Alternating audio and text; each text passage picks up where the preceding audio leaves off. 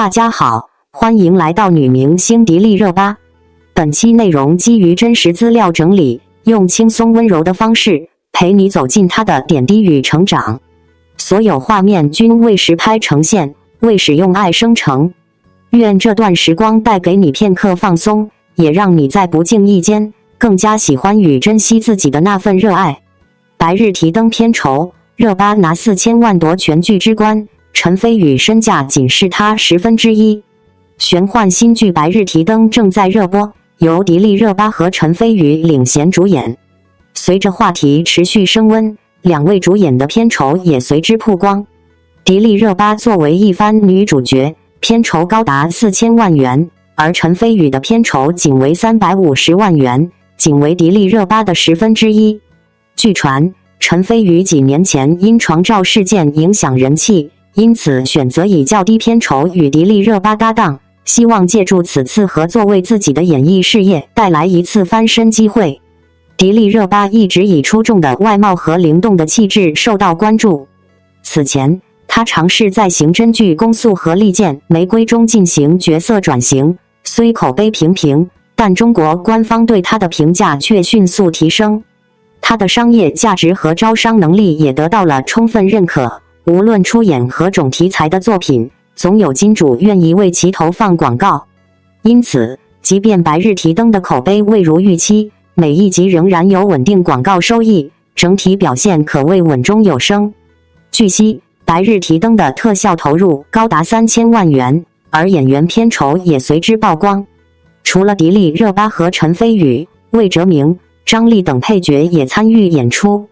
然而，由于他们的戏份有限，片酬几乎都是友情价，约为60万元，与常规影视作品的片酬相比，显得十分低廉。值得关注的是，迪丽热巴拿下4000万元的片酬，可谓一线女顶流的标杆，而陈飞宇仅拿到350万元，这种悬殊差距背后有其原因。2023年，陈飞宇的床照事件让其形象大受影响，当时几乎没有接到新工作机会，因此他才愿意以低价出演，希望通过与迪丽热巴合作制造话题，从而恢复人气。然而，即便陈飞宇降价参演《白日提灯》播出后，他仍成为争议的焦点。观众指出，他在饰演将军时表演过于僵硬，而与迪丽热巴互动调情时又显得做作油腻，演技在收放之间完全拿捏不准。由此可见，降价参演并未显著提升他的演艺事业，相比之下，话题效应和人气恢复的效果都有限。在这个流量与口碑交织的时代，一部剧的热度往往不只体现在剧情本身，更折射出演员的市场价值与观众情感的微妙变化。白日提灯的播出，无疑再次把这种差距摆在了聚光灯下。而当4000万片酬与350万片酬这样的数字被放在一起时，观众真正讨论的其实早已不仅仅是钱，而是一个演员多年积累的分量。提到迪丽热巴，很多人第一反应依然是美，但如果只用美来定义她，显然是低估了她这些年的沉淀。她的存在像是一种稳定的光源，不一定每一次都要演到字幕，却始终在那儿稳稳地亮着。无论是早年的古装甜宠，还是后来的转型尝试，她或许并非每一步都踩在观众的审美点上，但她始终没有停下探索的脚步。这一次在白日提灯中，她依然承担着定海神针的作用。所谓4000万片酬，其实更像是一种行业共识的体现，它的名字本身就意味着收视的基本盘、招商的安全感，以及平台对风险的可控预期。哪怕作品口碑出现波动，它依旧能让整部剧保持商业上的稳定运行。这种能力不是短时间爆红可以替代的，而是多年持续曝光、稳定输出和观众熟悉度共同作用的结果。反观陈飞宇，他的处境则显得更为复杂。350万的片酬，与其说是被低估，不如说是一种现实的重新定价。娱乐圈从来不缺机会，但机会往往带着条件。当风波之后，人气受损，他选择以更低的姿态重新进入市场，本身就是一种重启。这并不可耻，甚至可以说是一种勇气。只是观众的眼睛从来是挑剔的，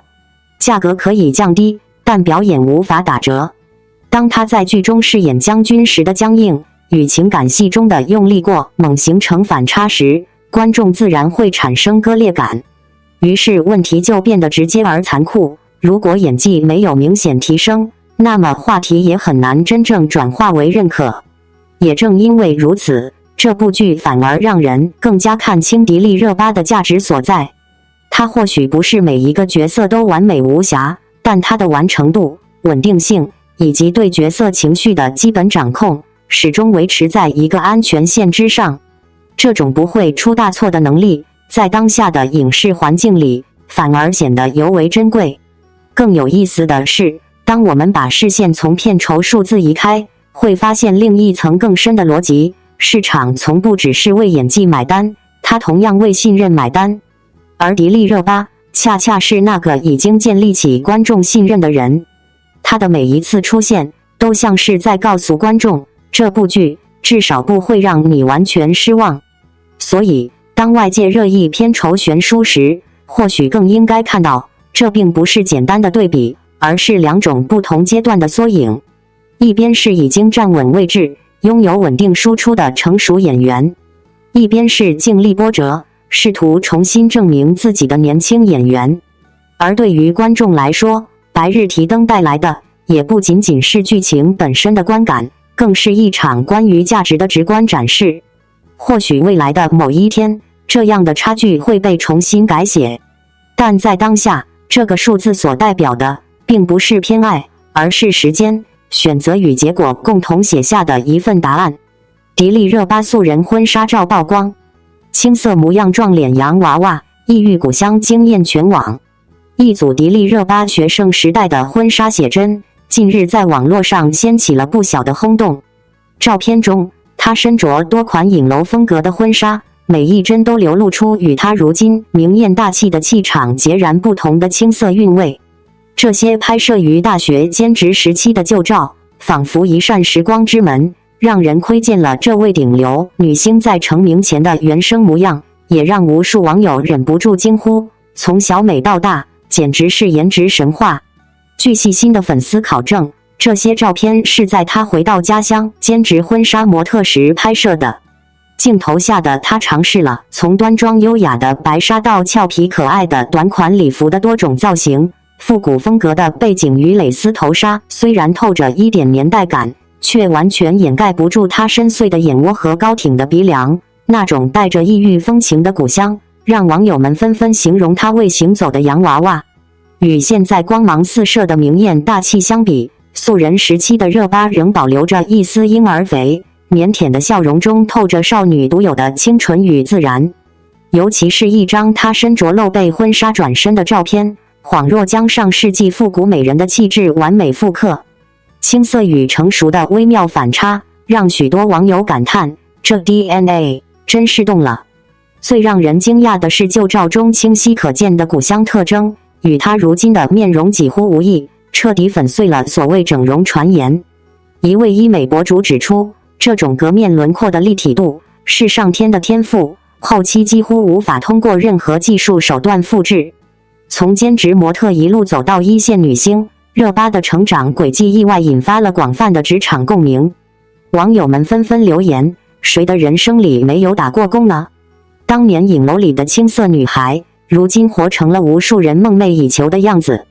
这些偶然曝光的旧照，不仅满足了大众对明星成长史的好奇心，也引发了关于天然美的热烈讨论。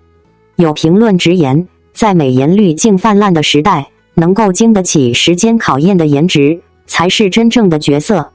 当这组关于迪丽热巴学生时代的婚纱旧照悄然在网络上流传开来时，很多人或许只是抱着考古的心态点开，但真正看过之后，却很难不被那种跨越时间的美所击中。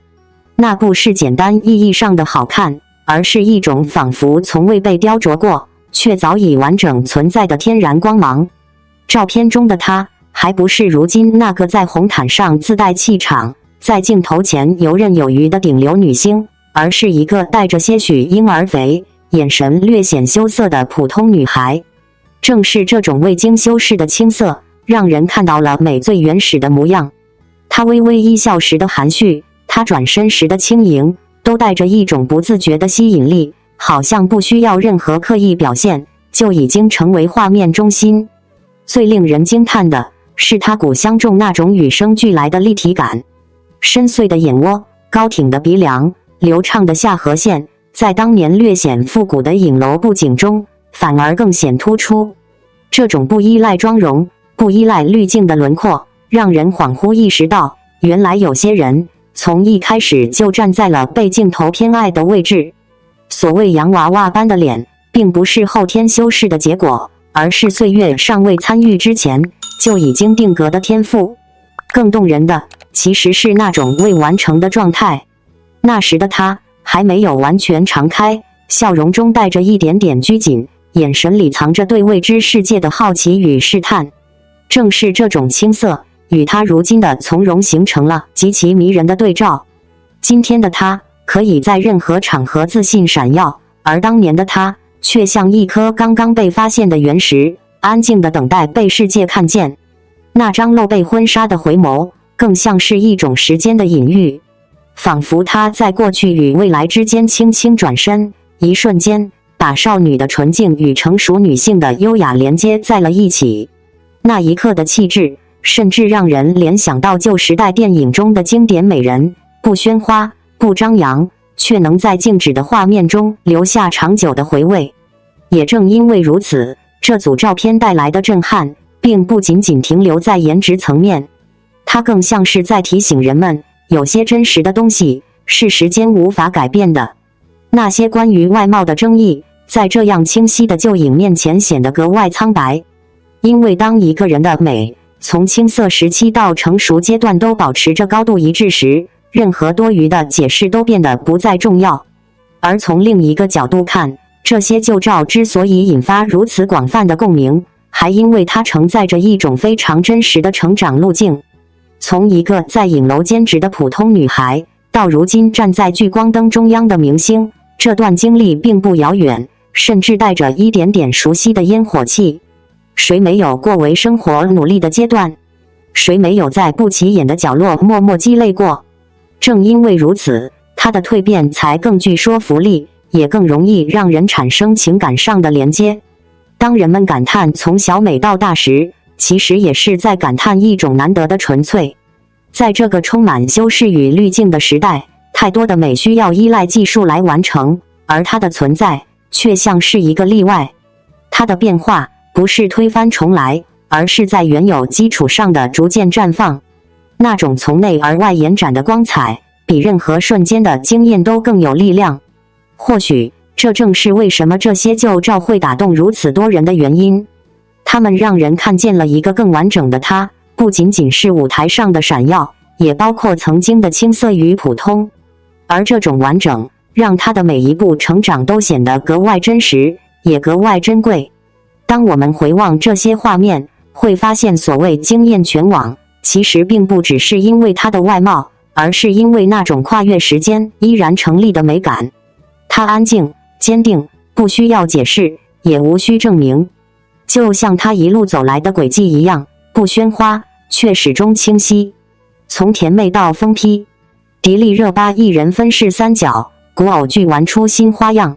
最近，古装偶像剧圈彻底炸开了锅。迪丽热巴携新作《白日提灯》横空出世，一句好凉瞬间把网络热搜推到了顶点。谁能想到，曾经以傻白甜形象深入人心的她，如今靠着一句似乎带着茶意气息的轻声低语，就能瞬间掀起全网狂潮。这种反差简直让人目瞪口呆。在《白日提灯》中，热巴挑战了极高难度的一人三角表演。白天，她化身柔弱无助的孤女贺小小，整个人仿佛随时需要被呵护。夜晚，她摇身一变，成为红衣白发、气场强大的归墟鬼王贺思慕。而在某些戏份中，她又要切换成性格古怪、心机深沉的疯批反派乔嫣。最令人印象深刻的，莫过于贺小小的那场好亮经典戏码。明明是活了400年的鬼王，根本无需感知冷热，却要用娇弱的姿态，捏着嗓子细声喊出好凉，观众的檀木瞬间炸开，茶味都要一瓶了。然而，这不仅仅是绿茶式表演，这背后隐藏的是鬼王精心策划的生存策略，用示弱作为武器，把周围的人玩弄于股掌之间。这种反套路的女主设定，谁能不为之倾倒？最令人震撼的，还要数贺思慕的红衣白发造型。夜幕降临时，热巴褪去贺小小的素衣，换上那身绣满珠饰、带有敦煌风韵的红裙，白发轻扬，紫色瞳孔一瞪，瞬间从柔弱少女蜕变成气场2.8米的幽冥霸主。有一场戏中，她单手捏碎茶杯，冰冷地吐出我的法度，不可忤逆，观众几乎被那股压迫感震得屏息。更令人惊叹的是，她的肢体动作也带着非人感，步履仿佛轻飘，笑容却透着几分神经质。这种疯批美人，谁能抗拒？对比她以前演的白凤九、李长歌等正面角色，这次可谓演技全面爆发，神性与疯批感恰到好处地融合在一起。而最让人忍俊不禁的，还要数片场花絮。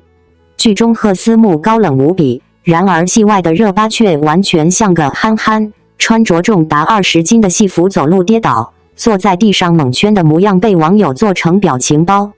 捏着陈飞宇的脸喊小奶狗，甚至还突然开唱山歌，俨然一个欢乐喜剧人。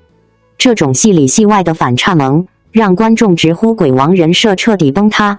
而正是这份真实感，让贺思慕这个角色更加鲜活立体。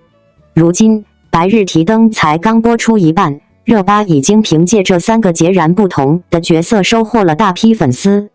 看来古偶剧的天花板又要被她一次次刷新了。在当下的古装偶像剧赛道中，能够真正带来新鲜感的作品并不多见，而迪丽热巴此次携《白日提灯》强势回归，却像一阵突如其来的风，吹散了观众对于古偶套路的既定印象。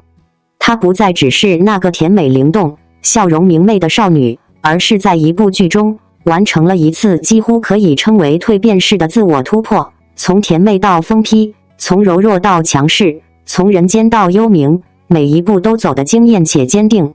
最令人拍案叫绝的，莫过于她一人分饰3角的表现。贺小小是观众熟悉又容易放下戒备的存在，她的眼神里带着无辜与依赖，说话轻声细语，仿佛一阵风就能将它吹散。然而，正是这样一个看似柔弱的角色，却在一句好亮中悄然撕开了伪装的一角。那一刻，观众忽然意识到，这并不是简单的娇弱，而是一种极具层次的表演。她在装弱，甚至可以说是在操控情绪。这种带着一点点茶味的表达，并不流于表面，反而成为人物生存策略的一部分，让人忍不住反复回味。而当夜幕降临，贺思慕登场，整个世界仿佛换了颜色。那一袭红衣、满头白发的造型，本就极具视觉冲击力，但真正令人沉沦的是他眼神中的冷意与掌控感。他不再是需要被保护的人，而是掌控规则、制定秩序的存在。那句我的法度，不可忤逆，并非声嘶力竭，却带着令人不寒而栗的压迫力。他的步伐轻盈却不真实，仿佛游离于人间之外。他的微笑优雅却危险，让人无法判断下一秒是温柔还是毁灭。这样的非人感被拿捏得恰到好处，既不过分夸张，也绝不平庸。更难得的是，在乔嫣这个疯批反派的塑造中，他又展现出另一种截然不同的魅力。那是一种更贴近人性深渊的复杂感，偏执、扭曲，却又带着某种令人心疼的孤独。他的笑容可以在一瞬间从温和变得锋利，眼神中藏着无法言说的秘密。这样的角色，如果处理不好，很容易流于表面化的疯，但他却赋予了乔嫣一种内在逻辑，让观众在害怕之余，也忍不住去理解他，靠近他。可以说，这3个角色并不是简单的切换，而更像是3种完全不同的生命状态。他通过细腻的表情控制、节奏分明的语气变化，以及极具辨识度的肢体语言，让每一个角色都拥有独立的灵魂。观众不需要刻意分辨，就能在第一时间感受到他是谁。这种能力在古偶剧中尤为珍贵。当然，荧幕之外的他又是另一番模样。花絮中那个会跌倒、会发呆、会开玩笑，甚至随性唱起山歌的他，与剧中冷艳强大的鬼王形成了极具反差的对比。这种真实与松弛让人感到亲切，也让角色显得更加立体。仿佛我们看到的不只是一个演出来的人物，而是一个被赋予温度的存在。回望他过往的角色，无论是灵动可爱的白凤九，还是坚韧果敢的李长歌，都曾给观众留下深刻印象。但这一次，白日提灯中的他显然迈出了更远的一步。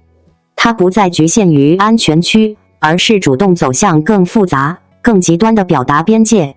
他敢于尝试，也有能力驾驭，这本身就是一种难能可贵的勇气。或许正因为如此，白日提灯不仅仅是一部热度爆棚的古偶剧，更像是一场关于演员成长的见证。我们看到的不只是角色的精彩，更是一个演员不断突破自我、重塑边界的过程。当一位演员能够在甜美与疯狂之间自由切换，在光与暗之间游刃有余，那他所带来的就不仅是短暂的经验，而是一种持续的吸引力。未来的路还很长，但至少此刻可以笃定地说，他正在一步步走向属于自己的更高舞台。迪丽热巴最新杂志物料，风格碰撞与时尚统治力的再诠释。当迪丽热巴最新杂志物料释出时，社交平台瞬间被神似谭松韵加闫妮的讨论刷屏。这场看似突兀的风格碰撞，实则是迪丽热巴在时尚领域持续突破的又一次宣言。从 L 开季刊的迪奥高定到红袖的古典优压，再到此次引发争议的全新尝试，她正以独特的审美逻辑重构时尚天花板的定义。一、造型争议，风格混搭背后的审美实验。此次物料中，迪丽热巴的妆容与发型成为争议焦点。部分网友认为其面部轮廓被过度柔化，失去往日凌厉的异域美感，甚至与谭松韵的甜美、闫妮的成熟产生奇妙重叠。但若细究造型细节，会发现这实为一场精心设计的审美实验。妆容解构，摄影师通过低饱和度粉底与裸色唇妆弱化面部骨骼感，搭配微卷碎发营造慵懒氛围，与他过往标志性的浓颜系形成强烈反差。这种去标签化处理，恰似他在 Wonderland 暗黑骑士封面中用黑唇膜女装打破甜美印象的延续。风格碰撞，造型团队将工装丰连体裤与柔光滤镜结合，刚柔并济的设计暗合他5年前与陈飞宇为芭莎男士拍摄时打破性别刻板印象的理念。而此次被诟病的神似他人，实则是通过模糊个人特征，探索时尚表达的更多可能性。二、时尚进化论，从高定宠儿到风格炼金师。迪丽热巴的时尚之路始终伴随着对传统审美的颠覆。高定统治力，2026年开年至今，她已解锁 DIOR 2026春夏系列超10套造型，从 L 开季刊的黑白双峰到红袖的春日少女风，再到时尚芭莎开年刊的先锋前卫，每一套都精准踩中品牌调性。这种穿全系列的待遇，连李冰冰、容祖儿等前辈都未曾企及。风格炼金术，她擅长将高定服饰转化为个人符号，如穿暗红色皮质连衣裙时，通过镂空设计与黑丝长腿的搭配，将性感转化为明艳大气的美感。在 Sophie Girl 封面中，黑色薄纱连衣裙与高抬腿动作的组合，则让静态照片充满动态张力。这种人穿衣而非衣穿人的能力，使其成为品牌方眼中的行走的缪斯。三、争议背后的行业逻辑，流量与艺术的博弈。此次造型争议折射出内于时尚生态的深层矛盾。流量密码的双刃剑，迪丽热巴的社交媒体话题量长居榜首，但过度曝光也导致公众对其造型产生审美疲劳。此次神似他人的讨论本质是团队通过制造争议维持热度的策略，正如他5年前用狼尾短发解锁 T Magazine 新刊时引发的突破舒适区辩论。时尚话语权的争夺，作为首位完成5大女刊重要月份大满贯的90后艺人，迪丽热巴的每次亮相都承载着行业期待。此次物料中摄影师范鑫的参与，曾为他拍摄 L 双峰，暗示着顶级时尚资源仍在向他倾斜，而争议本身则是他巩固地位的必经之路。4. 未来展望，在突破中定义新美学。从新疆山茶花到暗黑魔女，从迪奥全球品牌大使到风格混搭实验者，迪丽热巴的时尚轨迹始终与突破2字绑定。此次争议或许会成为她审美体系的又一次迭代，正如她在2024年春晚用民族舞惊艳世界后，转而用 Wonderland 暗黑大片证明艺术表现力的多样性。在时尚产业日益强调个性化的今天，迪丽热巴的选择或许预示着新一代偶像的崛起。他们不再满足于做品牌的漂亮溢价，而是通过主动参与造型设计，挑战审美边界，重新定义时尚影响力的内涵。当行业还在争论它是否像他人时，他早已在下一场风格革命的路上了。在这个被审美同质化不断裹挟的时代，当迪丽热巴的最新杂志物料释出的一瞬间，我反而有一种久违的兴奋。那不是单纯好不好看的判断，而是一种关于他又要带我们去哪里的期待。坦白说，关于神似谭松韵加闫妮的讨论并不让我意外，甚至可以说，这正是这组造型最有意思的地方。一个真正拥有风格掌控力的演员，从来不是被标签定义，而是有能力主动拆解自己。这一次的迪丽热巴，恰恰是在做一件很多人不敢做的事，她把过去那个棱角分明、浓颜系的自己轻轻地揉碎，再重新拼接成一个更柔软、更模糊，也更具有想象空间的存在。你如果仔细看这组造型，会发现它其实非常聪明。低饱和的底妆，几乎被削弱的骨骼线条，带着一点慵懒气息的碎发，这些元素叠加在一起，让她从一个强识别度的美人，变成一个可被投射情绪的载体。这才是高级的地方，不是让人一眼惊艳，而是让人越看越有情绪。很多人怀念她过去那种锋利、抑郁感极强的美，但我反而觉得现在的她更自由了。她不再被必须美的有攻击性所束缚，而是开始尝试在不同风格之间游走。这种转变其实比单纯维持巅峰更难。从她早期在高定红毯上的稳定输出，到如今在杂志中的多维表达，你会发现迪丽热巴早就不只是高定宠儿那么简单，她更像一个在不断试验的风格创造者。别人是适配品牌，她是在反向塑造品牌的视觉叙事。尤其是这几年，她对反差的运用越来越成熟，可以是暗黑，可以是甜美，也可以像这次一样，把几种看似不相关的气质揉在一起，形成一种全新的观看体验。这种能力，说白了，就是把衣服穿成自己语言的能力。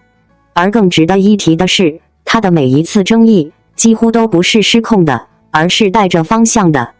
就像当年短发、狼尾、暗黑妆，每一次都曾被质疑，但最后都变成了她风格版图的一部分。这一次也一样，看似是像别人，但本质上是她在尝试弱化个人符号，让观众去关注整体氛围，而不是单一标签。这其实是一种更高阶的表达。当一个艺人不再依赖辨识度来证明自己，而是敢于降低辨识度去拓展边界，那说明他已经进入了另一个层级。当然，我们也不能忽略行业层面的现实。流量、话题、讨论度，这些东西始终存在。但对迪丽热巴来说，她已经不只是被流量推着走的人了。她开始学会利用这些声音，让争议本身成为作品的一部分。这才是最妙的地方。你以为你在讨论他像谁，但他其实在借这个话题完成一次关于自我重塑的表达。所以，与其纠结他像不像谭松韵或者闫妮，不如换一个角度去看，他他是不是正在慢慢摆脱必须像自己的限制？当一个演员可以既像别人，又不像任何人，他才真正拥有了风格的主动权。而我更期待的是下一次。当所有人刚刚开始理解这一次的他时，迪丽热巴大概已经走在下一段风格旅程的路上了。感谢您观看视频。如果您觉得本时事通讯有用，请不要忘记点赞、评论和订阅。愿你们生活中充满欢乐与幸福。再见。